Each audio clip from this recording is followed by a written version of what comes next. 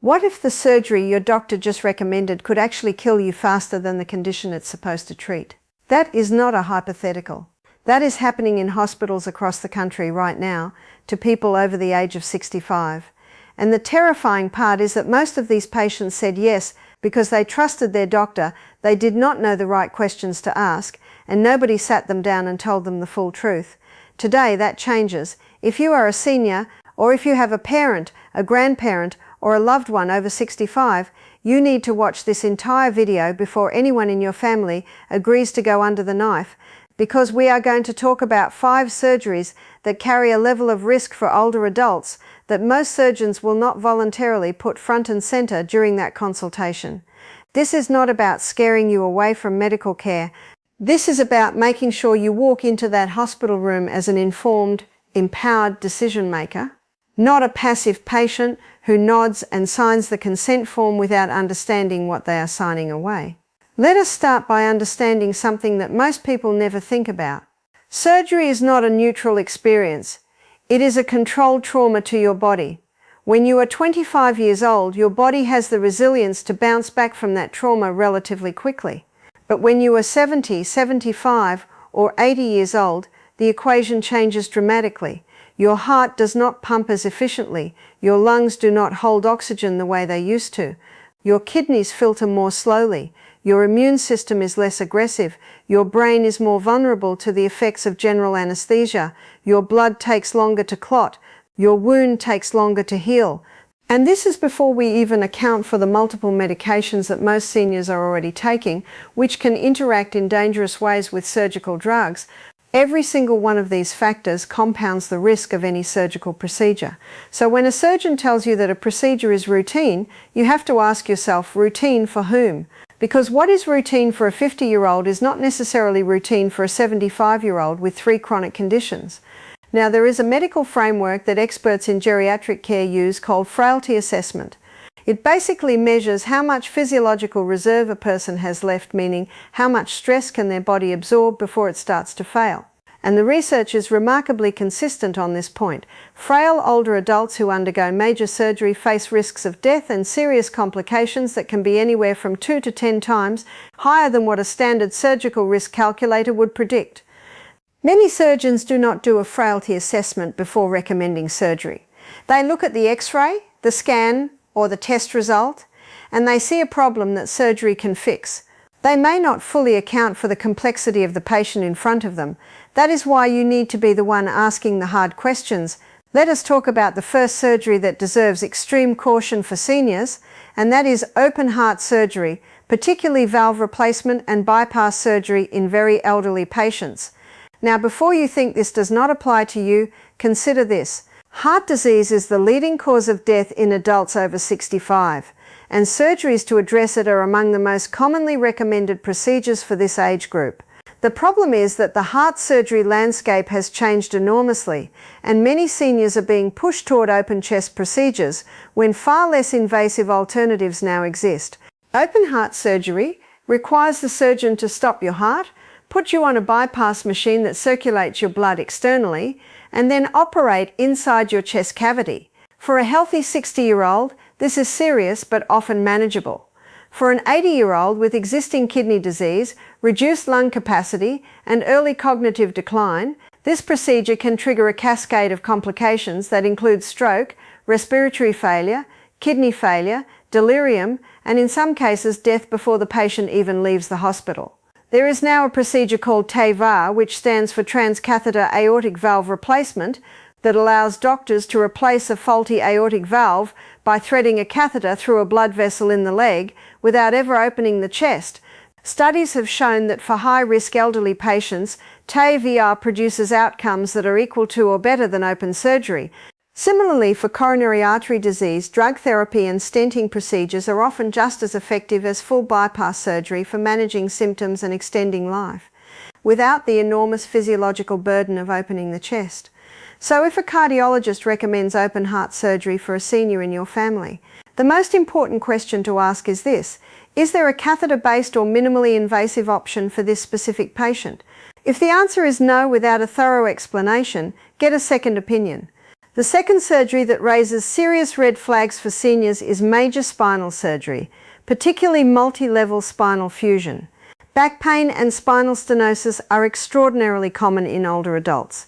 The discomfort can be severe and debilitating, and it is completely understandable why a patient in that much pain would want the quickest, most decisive fix available. But multi-level spinal fusion, which involves bolting together multiple vertebrae with rods and screws, is one of the most physically demanding operations that exists. The surgery can last 6 to 8 hours or more, involves significant blood loss, and places enormous stress on the cardiovascular and pulmonary systems. Recovery is long, painful, and requires intensive physical rehabilitation. Here is what the research consistently shows. The outcomes for elderly patients undergoing complex spinal fusion are highly variable, and a significant number of patients end up with the same level of pain, or worse, 1 to 2 years after surgery, than they had before it. There is also a well-documented risk of something called adjacent segment disease, where the vertebrae above and below the fused levels begin to break down under the additional stress, leading to new pain that eventually requires another surgery. For seniors who are already frail or have osteoporosis, the bone quality may not even be sufficient to hold the surgical hardware securely.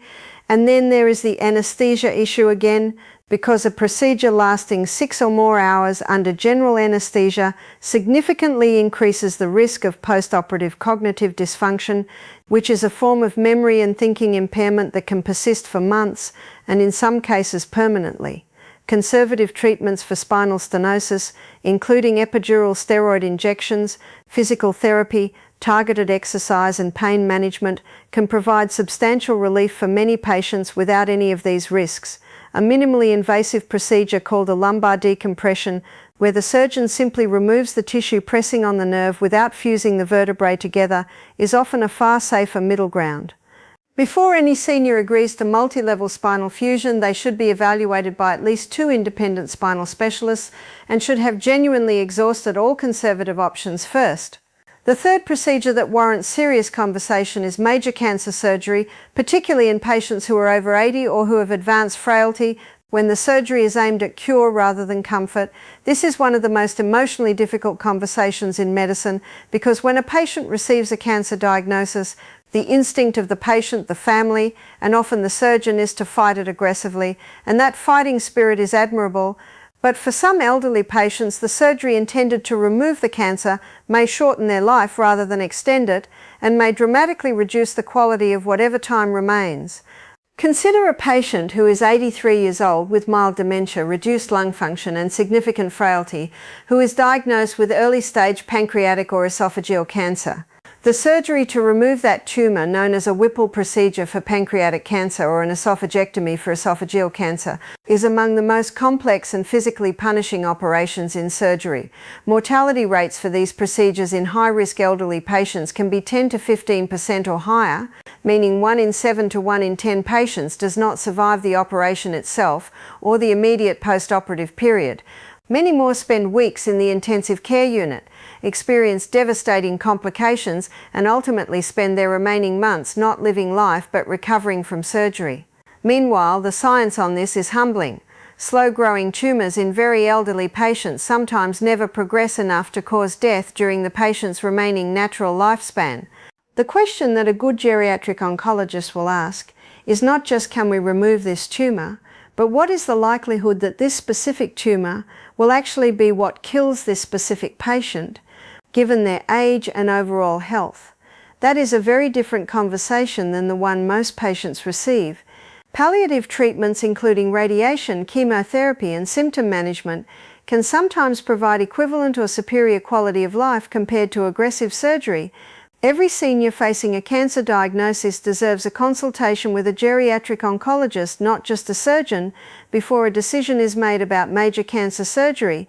The fourth surgery that seniors and their families need to approach with great caution is emergency surgery following a major trauma, particularly hip fracture surgery in the very elderly.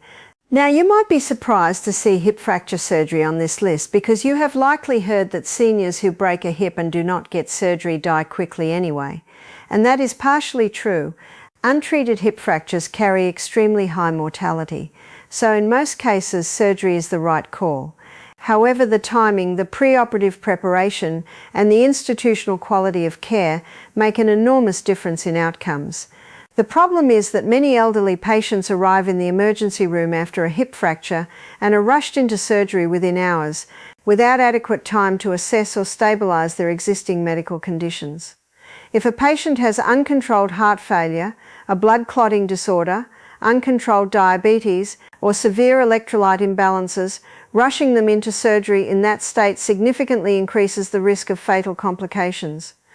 Studies show that taking 24 to 48 hours to medically optimize a hip fracture patient before surgery, when they are not imminently dying, substantially reduces mortality without meaningfully worsening outcomes.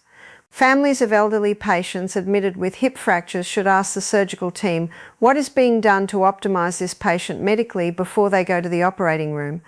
And is this hospital a high-volume center for this procedure? Volume matters. Hospitals that perform hip fracture surgery frequently have lower complication rates than those that do it occasionally. The fifth surgery that deserves an extremely serious conversation is any major elective surgery in a patient who has advanced dementia or end-stage organ disease. The word elective is the key word here. It means the surgery is scheduled, not emergency, and theoretically there is time to have a deeper conversation about whether it should happen at all. Procedures like knee replacement, gallbladder removal, or hernia repair are extremely common and often very appropriate for the general population. But for a patient who already has moderate to severe dementia, surgery and general anesthesia carry a risk of triggering a dramatic and irreversible acceleration of cognitive decline.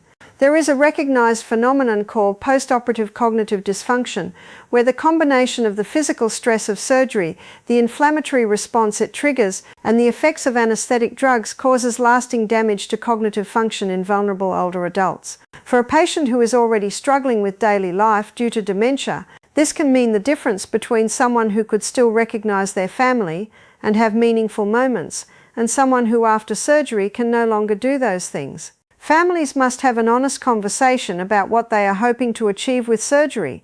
If the goal is to restore function and improve quality of life, that is reasonable to pursue in the right patient.